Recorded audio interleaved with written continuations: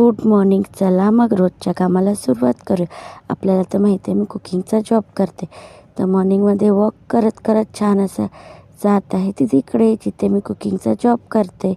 तर आपल्यासोबत शेअर करणार आहे मी की इथे आपण काय काय रेसिपी बनवणार आहे आणि इकडे काय काय मेनू बनवणार आहे आणि कशा प्रकारे हा ऑफिस टिफिन आपण पॅक करणार आहे, जेणेकरून आपल्याला पण आयडिया येईल.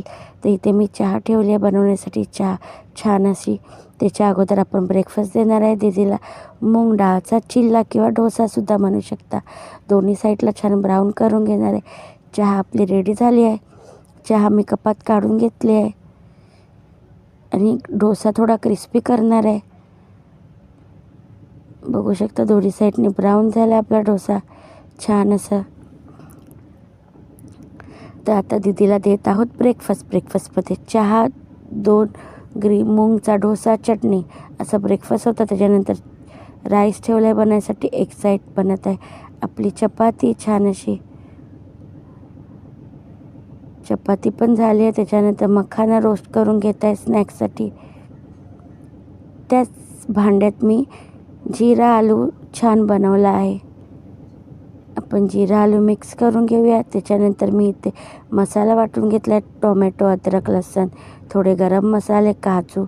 मला बनवायचं आहे मटर पनीर छान असं. तर इथे आपला मसाला भाजून घेत आहे. भाजून झाला. त्याच्यामध्ये मटर ॲड केले छान असं. पाणी ॲड करून 1-2 सिटी लावून घेणार आहे. त्याच्यानंतर मी मटर ॲड करणार आहे. मँगो मिल्कशेक बनवत आहे. मँगो आणि मिल्कला छान पिसून घेत आहे. आपलं रेडी आहे मटर पनीर छान. पनीर मी ॲड केलं आहे. इथे मी मँगो मिल्कशेक बॉटलमध्ये काढून घेतला आहे. चला करूया ऑफिस टिफिन पॅक. तर एक टिफिनमध्ये मी ॲड केलं आहे छान स्टीम राईस. त्याच्यानंतर जिरा आलू, त्याच्यानंतर घीवाली चपाती. याचा ऑफिस टिफिन पॅक झाला आहे. त्याच्यानंतर मँगो मिल्कशेक दिलं होतं दीदीला. अजून एक बॉटलमध्ये दिलं आहे छान असं नारियल पाणी.